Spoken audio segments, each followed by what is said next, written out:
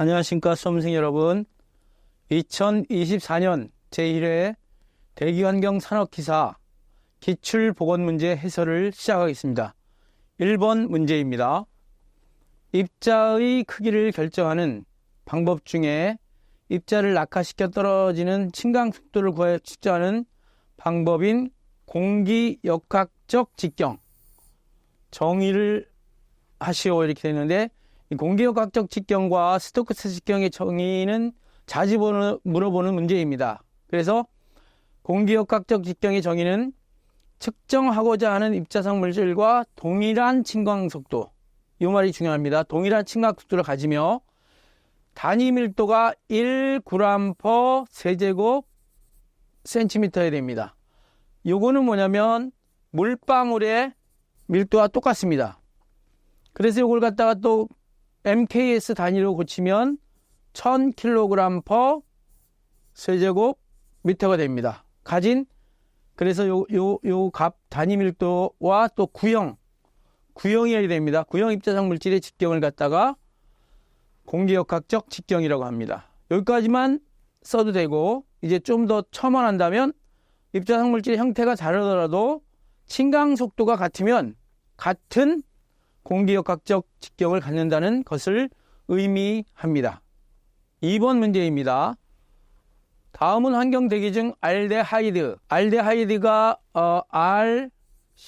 RCHO 이런 CHO끼를 가진 그 유기물질인데, 이 알데하이드류를 DNPH 유도체와 액체 크로마토그래피 분석법으로 분석하는 원리를 설명한 내용이다.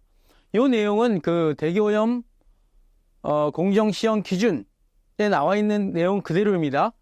이 시험 방법은 카보닐 화합물과 DNPH가 반응하여 형성된 DNPH 유도체를 어떤 용매로 추출하여 고성능 액체 크로마토그래피 HPLC를 이용하여 자외선 검출기의 몇 나노미터에서 파장 분석을 한다 이렇게 되어 있는데, 용매의 이름이 뭐냐면 아세토나이트릴 용매입니다.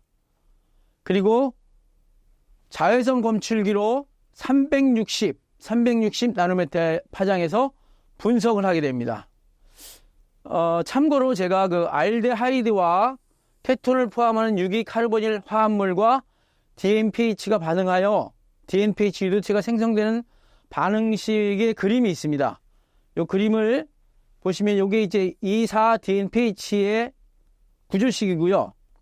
이게 그 카르보닐 화합물입니다. 얘랑 반응하면 하이드라존이 생성이 되고, 그 다음에 H2O가 생성되는 이 반응식이 이렇게 된다는 것을 여러분들이 이건 그냥 참고로 알아두시면 되겠습니다. 3번 문제입니다.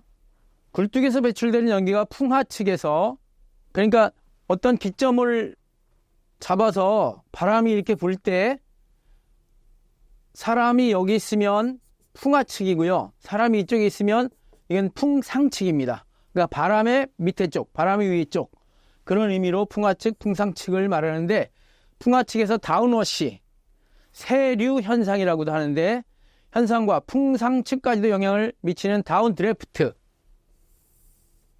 이 영어가 두 개입니다. 드래프트 이렇게 쓰기도 하고 드래프트 이렇게 쓰기도 하는데, 일으키는 조건과 이 현상을 방지할 수 있는 방법을 적으시오. 이 문제도 계속해서 나왔던 문제 중에 하나입니다. 다운워시의 원인은 뭐냐면, 굴뚝에서 배출되는 연기의 토출 속도보다 굴뚝 주변의 풍속이 클 경우에 발생됩니다. 반대로 얘기해서 굴뚝에서 배출된 연기의 토출 속도가 굴뚝 주변의 풍속보다 적을 경우, 똑같은 말이죠. 배출된 오염물질이 바람과 함께 지면으로 휩쓸려가 굴뚝 주변의 지표의 오염농도가 증가하는 현상. 방지 대책으로 굴뚝에서 배출되는 배출 속도가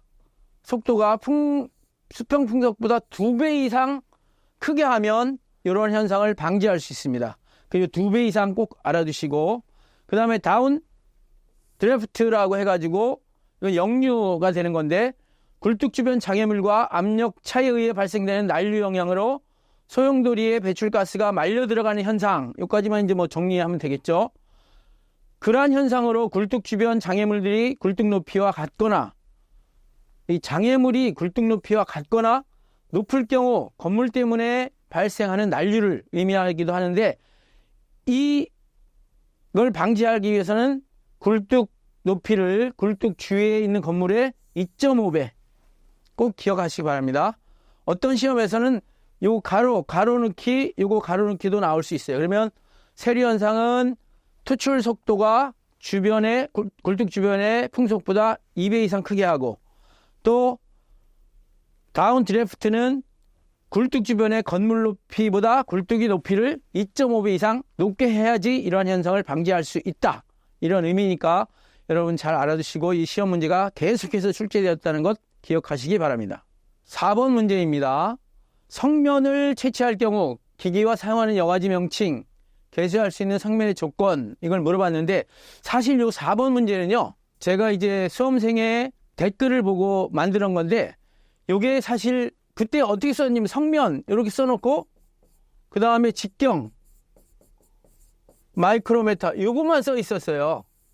그래서 야, 과연 이게 무슨 문제인가? 아무리 성면을 이용한 직경을 구하는 걸 갖다가 살펴봐도 문제화될 수 있는 게 저로서는 못 찾아가지고 성면은 굉장히 중요한 게 지금 여기 나오는 기기, 여과지 명칭, 개수할 수 있는 성면 조건 이게 기본적인 거다 해서 문제를 냈으니까 여러분들 이거 말고도 성면에 관련된 여러 가지 내용들을 좀 알아두셔야 되는 것이 좋습니다.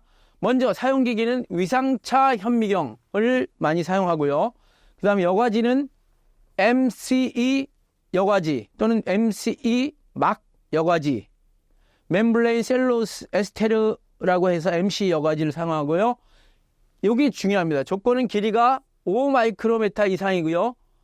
또 길이와 직경의 비가 3대1 이상인 섬유를 우리가 성면으로 취급해가지고 개수하게 됩니다. 근데 여기서 여러분 알아둘 것은 성면은 보통 색깔별로 구분하는데 청성면이 있고 갈성면이 있고 백성면이 있습니다.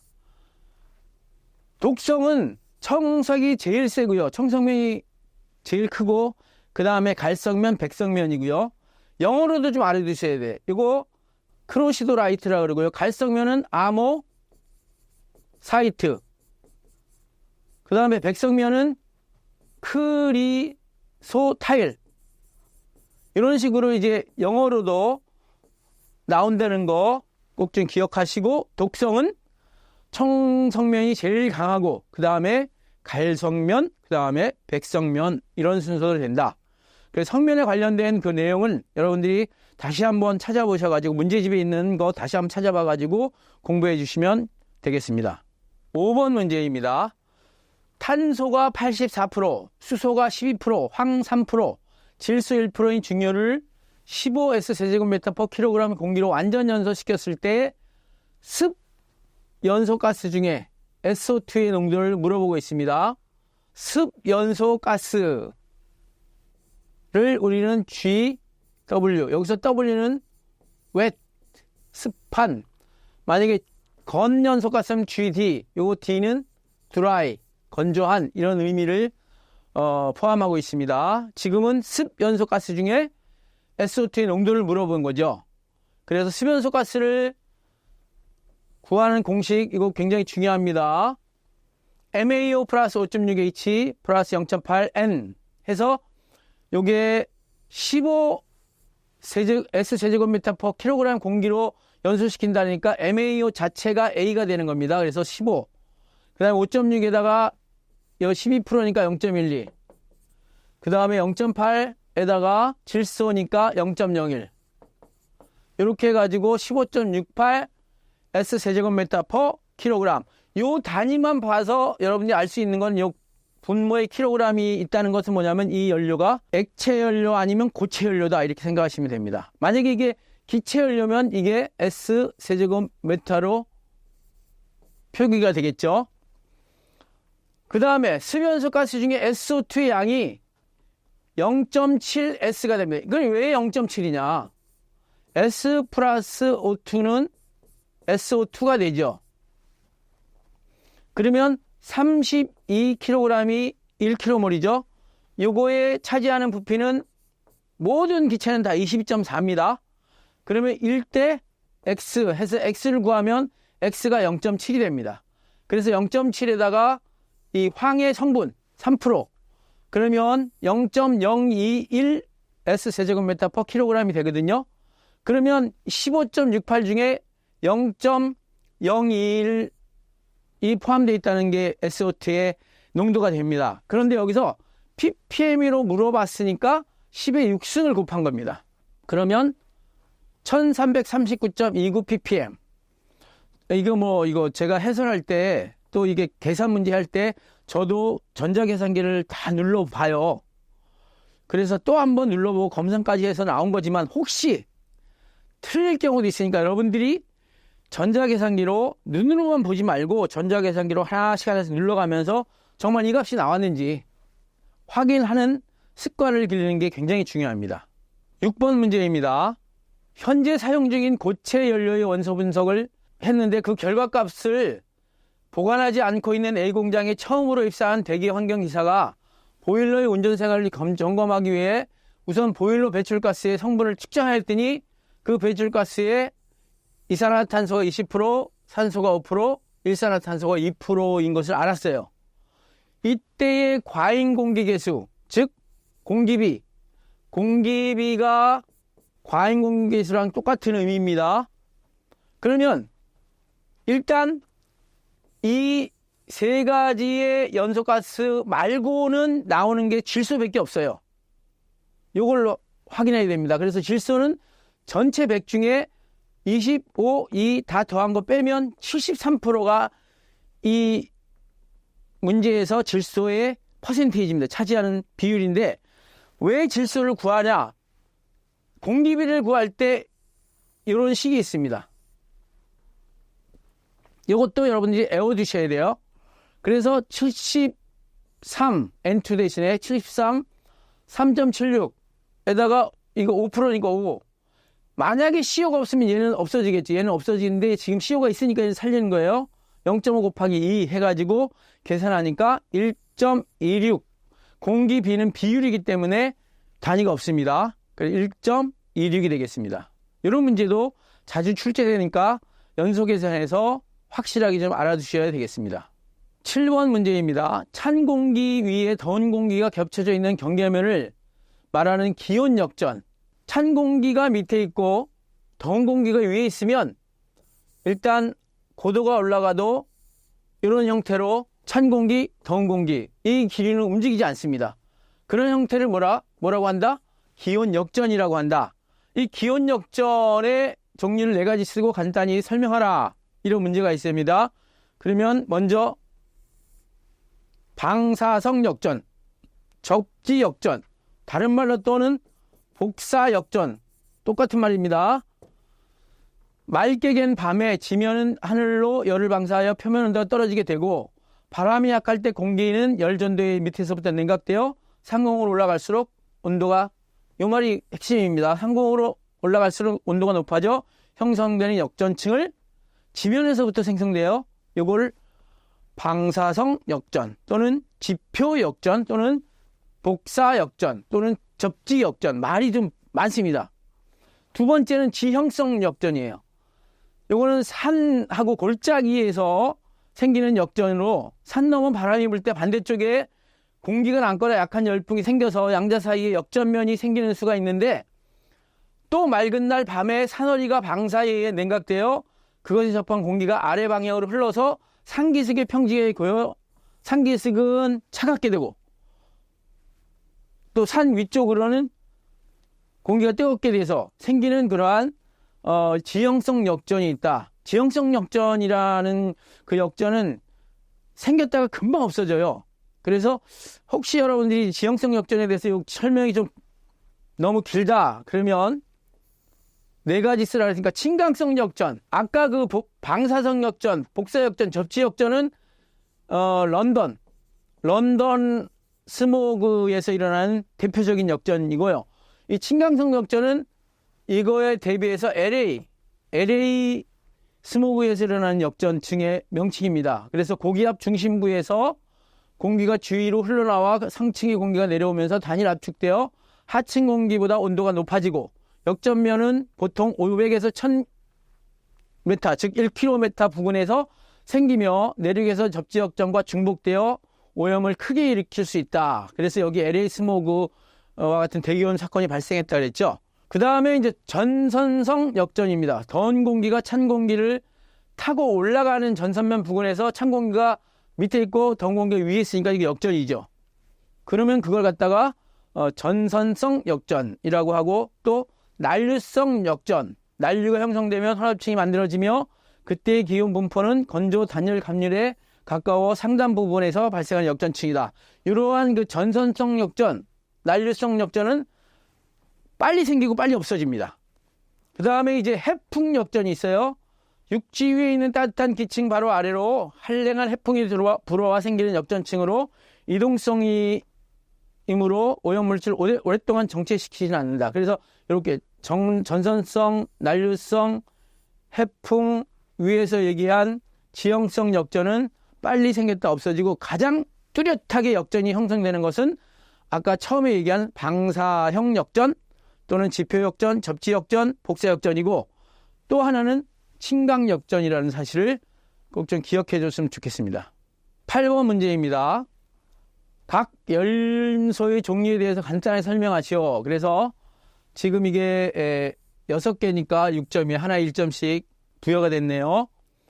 이것도 연소를 하는 종류 굉장히 시험 문제 잘 나오고 있습니다. 증발 연소는 액체 연료인 휘발유 등유, 알코올, 벤젠 등이 기화하여 증기가 되면서 연소하는 반응이고, 분해 연소는 석탄, 목재, 타르 등이 열분해하여 발생한 증기와 함께 연소 초기에 불꽃을 내면서 반응하는 연소.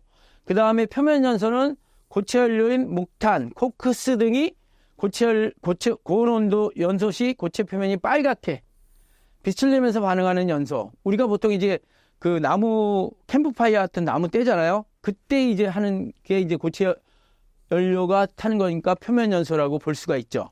그 다음에 4번 확산 연소는 뭐냐면 이건 기체 연료입니다.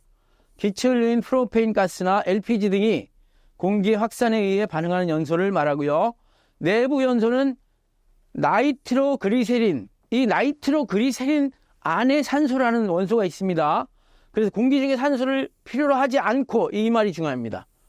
이 내부 연소는 공기 중에 산소를 이용하지 않아요. 그 자체 내에 있는 산소로 연소시키는 걸 내부 연소, 자기 연소라고 하고, 제 예혼합 연소는 이 예가 뭐냐면 미리 예자입니다. 미리 연료와 가스를 공기를 혼합하여 연소시킨다 그래서 가연성 기체에 탈 수 있는 기체와 공기 중에 산소를 미리 혼합하여 연소하는 현상 해가지고 이렇게 6가지 연소 종류에 대한 설명을 간단하게 이렇게 해놨습니다. 이것도 여러분들이 한번 쭉 훑어보시면서 연소가 이런 종류로 이루어져 있구나, 이걸 좀 이해하시길 바랍니다. 9번 문제입니다. 어떤 도시의 대기 중 분진의 농도에 의한 이 가시거리의 변화를 측정하는 게 2가지가 있는데, 먼저 거는 어떤 파장이 나오면 그 공식이 또 틀려지고, 이것은 그 파장이 나오지 않고 상대 습도가 나오고 분진 농도가 나옵니다. 그때의 분산계수라는 값이 들어오는데, 이 공식 굉장히 중요하고 많이 나오는 공식입니다. LV 가시거리는 그 분진의 농도, 이 단위가 또 마이크로그램으로 집어넣어야 돼요. 분의 A 곱하기 1000. 근데 여기 A가 1.2라 그랬죠. 그러면 그냥 여기 1200 해도 되고요. 1200을 40으로 나누니까 볼 수 있는 거리는 30km이다. 여기서 중요한 게 요 마이크로그램 퍼 세제곱미터라고 해야 돼요. 만약에 이게 밀리그램으로 문제에 나왔으면 이걸 마이크로그램으로 고치고 대입해야 된다는 거 여기다 꼭 기억하시기 바랍니다. 10번 문제입니다. 기체 크로마토그래피 분석에 사용하는 검출기는 각각 그 목적에 따라 다르게 사용하는데, 이 검출기 디텍터의 명칭을 적으시라고 그랬는데, 이것도 대기오염 공정시험 기준에 나와 있는 기체 크로마토그래피 속의 검출기를 설명하는 그러한 검출기 종류를 나타내는 겁니다. 즉 기억은 10.6 일렉트로볼트의 자외선 램프에서 발산하는 120나노미터의 빛이 벤젠이나 톨루엔과 같은 대부분의 방향적 화합물을 충분히 이온화시킬 수 있고, 또한 황화수소, 헥세인, 에탄올과 같이 이온화 에너지가 10.6 일렉트로볼트 이하인 화합물을 이온화시킴으로써 이들을 선택적으로 검출할 수 있는 검출기가 뭐냐, 이름이. 그게 뭐냐면 이제 광이온화 검출기고요. 그래서 PID라고 하고, 답을 쓸 때 광이온화 검출기 또는 이런 영어명 또는 이런 영어명을 줄여서 약어로 써도 다 답이 인정이 됩니다. 그리고 니은 보면 이 검출기는 전자 포획 모드와 헬륨 광이온화 모드로 이용할 수 있다. 요 말만 나오면 무조건 펄스 방전 검출기라고 생각하면 돼. PDD. 근데 사실 이 두 가지 검출기를 거의 특수한 경우에만 많이 사용해요. 보통은 뭐 TCD, 열 이온화 검출기 뭐 이런 식으로 많이 사용되고, ECD 이걸 많이 사용되고 별로 사용되지 않아요. 사용되지 않음에도 불구하고 공정시험 기준에 나와 있는데, 그거를 이제 또 약간 어려운 문제로 해서 두 개를 설명하면서 물어보는 문제입니다. 그렇지만 이런 문제가 또 나오면 이 명칭을 좀 외워두면 바로바로 또 답할 수 있으니까 좀 알아주시는 것도 좋습니다. 11번 문제입니다. 어떤 공장의 함진가스 중 분진 농도가 2200mg/s 세제곱미터였다. 이 함진가스를 처리하기 위해 침강실, 사이클론, 벤트리 스크러버를 차례로 직렬로 연결하였다. 그러면 여기 직렬이 이거죠. 옆으로 계속해서 하는 거. 그래서 이걸 침강실, 세틀링 챔버, 그 다음에 사이클론, 벤트리 스크러버 이렇게 해가지고 효율이 60%고 여기는 85%고 얘는 95%래요. 그러면 출구 분진 농도, 그럼 총 집진율을 구해야지 출구 분진 농도가 나옵니다. 그래서 3개니까 1 마이너스 하나, 둘, 3개. 그래서 다 대입을 시키면 총 집진율이 99.7%가 나옵니다. 그러면 출구는 입구 농도에서 통과율을 곱한 건데, 이 통과율이 100에서 99.7을 빼면 됩니다. 그러면 2200에다가 1에서 0.997 빼면 6.6mg/s 제곱미터. 즉 2200이 들어와서 제거가 되고 6.6까지 제거가 됐다. 이 전체 효율이 99.7%다. 이렇게 이해하시면 되겠습니다. 12번 문제입니다. 염소가스 농도 부피 기준 4000ppm인 어떤 배출가스 1000S 세제곱미터/아워를 수산화칼슘 현탁액으로. 그럼 수산화칼슘이라는 걸 여러분 좀 알아주셔야 되는데, CaOH2라는 요 소석회 또는 석회수라고 하는 요 분자식을 꼭 알아두셔야 됩니다. 세정 처리하여 배출가스 중 염소는 여기서는 이제 염소 기체니까 Cl2고요. 제거하려고 할 경우에 이론적으로 필요한 수산화칼슘 양은 물어봤어요. 그럼 일단 제거해야 할 Cl2의 부피를 먼저 구합니다. 4000ppm이니까 10의 6승 ppm 없애주기 위해서 곱하고 유량 곱해서 40s 세제곱미터/아워가 됩니다. 그러면 이게 핵심이 이거예요. 반응식을 알아야 돼요. 반응식을 모르면 이거 문제 풀 수가 없어요. 왜? 이 앞에 개수의 몰수를 알아야 되기 때문에. 그래서 2 곱하기 22.4 요거 kg/h니까 이건 무게로 나타내서 2 곱하기 CaOH2 얘가 74예요. 분자량이. 그러면 여기 40 제거할 때는 얼마냐? 그래서 X를 구하면 됩니다. 그러면 132.14 kg/h. 이러한 그 계산의 형태, 이거는 유해 가스를 처리하는 그러한 문제의 아주 전형적인 유형입니다. 이게 지금 염소가스와 CaOH2, 또 뭐 HF와 CaOH2, 또 SO2와 CaCO3 이런 식으로 다 이렇게 배출가스 중 제거해야 될 양 구하고 반응식 꼭 알아야 되고 또 비례식으로 해가지고 X값을 구하는, 이게 아주 그냥 하나의 이렇게 흘러가는 계산 문제를 풀이하는 하나의 과정이라는 거 꼭 기억해 두시고, 여러분들이 알아두셔야 될 것은 뭐냐면 반응식, 굉장히 중요하다는 거 기억해 두시기 바랍니다. 13번 문제입니다. 지균풍, 지오스트로픽 윈드에 대해서 설명하시오. 이 지균풍이 뭐냐? 이걸 물어봤습니다. 즉 기압 경도력과 전향력의 힘이 평형이 될 때 등압선에 평행하게 직선 운동을 하는 수평의 바람, 이렇게 하면 됩니다. 그래서 기압 경도력과 전향력 얘가 값이 똑같아요. 그리고 또 이렇게 수평하게 불죠. 이게 바로 직윤풍이다. 지금 이제 그림은 제가 그냥 임의로 참고하라고 해놓고요. 설명은 이렇게 하시면 됩니다. 그런데 이 직윤풍은 마찰력이 작용하지 않는 고도가 1km보다 높은 곳에서 등압선에 나란하게 부는 바람이다. 그래서 높은 곳에서 불기 때문에 고공풍이라고도 한다. 꼭 기억해 주시기 바랍니다. 14번 문제입니다. 어떤 배출가스 중 HF를 기상총괄 이동 단위 높이가 0.6m인 충전탑을 이용하여 NaOH 수용액으로 흡수 제거를 하려고 한다. 98%의 제거 효율을 얻기 위한 충전탑의 높이는 얼마인가? 계속해서 출제되는 문제 중에 하나입니다. 일단 충전탑의 높이를 구하는 공식은 NOG라고 표현되는 기상 총 이동 단위수와 HOG라고 표현되는 총 이동 단위 높이를 곱한 값입니다. 그런데 여기서 지금 문제에서 이동 단위 높이는 0.6으로 나와 있는데 NOG가 지금 몰라요. 그 NOG는 이 제거 효율로 구할 수 있습니다. 지금 이 NOG를 구하는 값을 설명하려고 여기서부터 쭉 설명했는데 실질적으로는 이게 NOG를 구하는 식이라는 거 꼭 알아두시고 여기 에타 대신에 98을 대입하면 됩니다. 그러면 NOG는 3.91이죠. 근데 HOG가 0.6이니까 0.6에다가 3.91 곱하면 충전탑의 높이는 2.35m. 이거는 이제 앞에서 계속 문제가 서너 번 나왔기 때문에 여러분들이 이해하시고 충분히 풀 수 있을 거라고 생각됩니다. 15번 문제입니다. 질소산화물 처리 방법 중 연소 조절에 의한 질소산화물 발생을 억제시키는 방법. 이것도 계속해서 시험 문제 나온 겁니다. 6가지니까 저산소 연소, 저온도 연소, 2단 연소, 번화의 연소실 구조 개선, 배출가스 대순환, 연소 부분 냉각, 희박, 예혼합, 연소 6가지 꼭 기억해 주시기 바랍니다. 거의 제가 볼 때는 1년에 2-3번씩 계속 나온 문제 중에 하나입니다.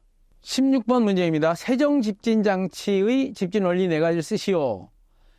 첫 번째, 세정집진장치가 뭐라는 걸 다시 한번 설명해 주겠습니다. 세, 정, 세, 씻어서 깨끗하게 한다는 세고요.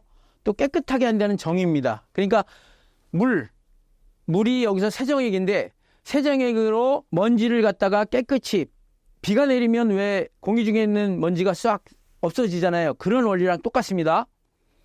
그래가지고 세정집진장치의 2가지 큰 장치 중에 하나가 뭐냐면 일단 액에다가 가스에다가 분사시켜가지고 제거하는 방법이 있고 두 번째는 가스를 액에다가 넣어줘가지고 분사시키는 방법이 2가지. 쉽게 얘기하면.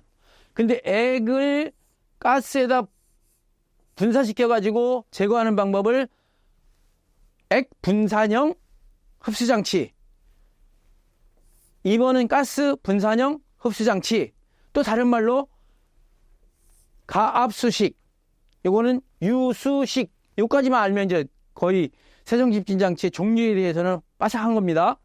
그래서 이런 1번의 액을 가스에 분사시키는 장치를 영어로 스크러버. 스크러버는 3개. 제트 스크러버, 사이클론 스크러버, 벤트리 스크러버. 제일 많이 사용하는 게 벤트리 스크러버. 이걸 꼭 알아두시고. 그래서 원리는 이렇습니다.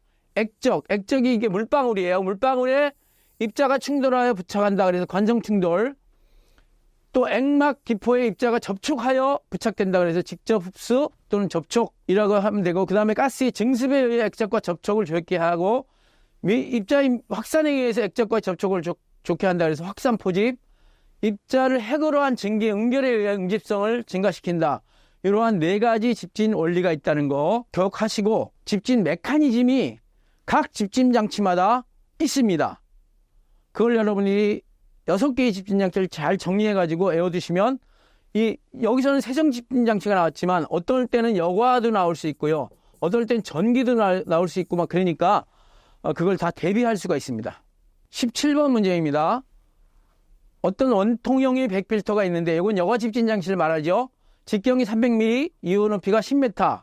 백필터 입구에서 배출가스량이 1200 세제곱미터 퍼 미니트, 분유 농도가 5g 퍼 세제곱미터인 함진가스를 여가속도 1.3cm per s로 처리하고자 할 때 백필터의 개수, 여가 집진 장치에서 문제 여러분들 그 앞에서부터 쭉 훑어보시면 백필터의 개수를 물어보는 문제 많고, 또 백필터가 어디 빵꾸가 나서 구멍이 나서 최종적으로 나오는 농도, 이런 문제 많이 나오죠.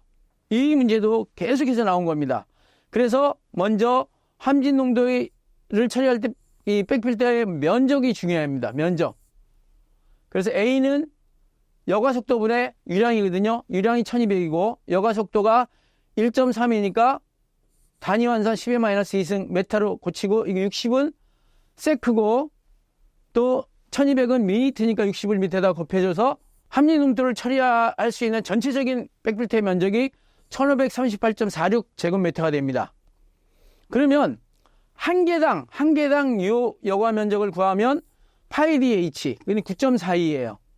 그래서 전체 면적의 한 개당 면적을 나누면 개수가 나옵니다. 근데 여기서 주의할 것, 백필터는 무조건 뒤에 소지점이 나오면 정수로 나타납니다. 한 개 더 해서 164개.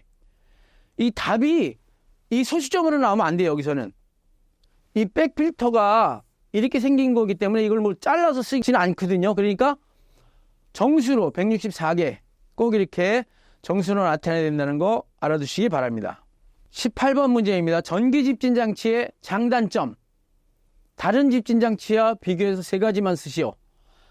장점 굉장히 많습니다. 전기 집진 장치는 가치 있는 입자를 회수하기가 쉽고요. 고온과 압가스를 대량으로 처리할 수 있고, 집진 효율이 6개 집진 장치 중에 가장 좋습니다. 그리고 아주 적은 미세 입자까지 제거 가능하고, 그리고 압력 손실이 중력 집진 장치와 비슷하게 낮아서 그 운영비가 굉장히 적어요. 예를 들어서 건식은 10mH2, 이건 중력 집진 장치랑 비슷하고요. 습식은 또 물이 뿌려지기 때문에 이거 한 2배 많습니다. 20mH2. 그래서 이러한 그 장점 5가지 꼭 알아두시고, 단점은 분진의 성상에 따라 전처리 시설, 그러니까 이거 아주 적은 입자만 효율적으로 제거하기 때문에 큰 입자들은 또 이게 전기값이 많이 들어요. 그래서 앞에다가 중력 집진 장치나 관성력이랑 원심력 집진 장치 전처리 시설이 있어서 직렬을 연결하는 그러한 요구가 되고, 또 하나는 전압 변동과 같은 조건 변동에 쉽게 적응하기 어렵다. 왜냐하면 전기 집진 장치는 아주 고압의 전력을 이용해서 방전극의 코로나 방전을 일으키는 거거든요. 그러니까 전력, 그 전압 변동이 있으면 이 저극이 잘 대처가 안 돼요. 그런 단점이 있고, 세 번째, 처음에 이거 시설할 때는 매우 비싸게 들어가요. 전기 집진 장치. 그렇지만 운영하는 데는 운영비는 적고, 또 이게 굉장히 집진판이 뭐 높이가 4m, 뭐 2m 이런 게 수십 개가 들어가기 때문에 커다란 건물 하나 정도의 면적을 차지하기 때문에 이 전기 집진 장치를 설치하는 부지 면적이 매우 커야 됩니다. 대단히 뭐 화력발전소 전기 집진 장치 한번 제가 견학을 가본 적이 있는데 거의 뭐 커다란 빌딩 한 2개 정도의 크기를 가지고 있더라고요. 그래서 그러한 부지 면적을 크게 차지하는 게, 또 왜 그러냐면 땅값이 비싸면 그만큼 초기 시설비가 굉장히 비싸잖아요. 그래서 이러한 것이 단점으로 작용하고 있습니다. 19번 문제입니다. 연소 속도와 연소 속도의 정의와 연소 속도에 미치는 영향 세 가지를 써보라 그랬어요. 그래서 이제 연소가 될 때 연소 속도라는 정의는 뭐냐면 연료가 불이 붙고 착화가 불이 붙는 겁니다. 불이 붙어서 연소하고 화염이 가스와 화학 반응을 일으키면서 차례로 퍼져나가는 속도를 연소 속도라고 한다. 다시 말해서 단위 시간의 단위 면적당 연소하는 혼합가스량을 의미하기도 하고요. 그 미치는 영향 인자는 가스의 성분, 연료와 공기의 혼합 비율, 혼합가스의 온도 및 압력에 영향이 있다 해서 이 문제도 제가 이렇게 3년 동안 쭉 봤을 때 처음 나오는 문제 중에 하나예요. 그러니까 이것도 여러분들이 잘 알아두셔야 될 것 같습니다. 20번 문제입니다. 어떤 배출원에서 배출되는 배출가스 온도가 150도씨, 압력이 1.2 기압일 때 SO2 농도가 20mg/세제곱미터일 경우 이 아황산가스 농도를 ppm으로 나타내시오. 미리그램 퍼 세제곱미터를 ppm으로 고치려면 20에다가 SO2가 분자량이 64고요. 그리고 22.4가 지금 여기 150도씨 1.2기압이니까 온도 보정하고 압력 보정해서 전체적으로 9.04 ppm이 나왔습니다.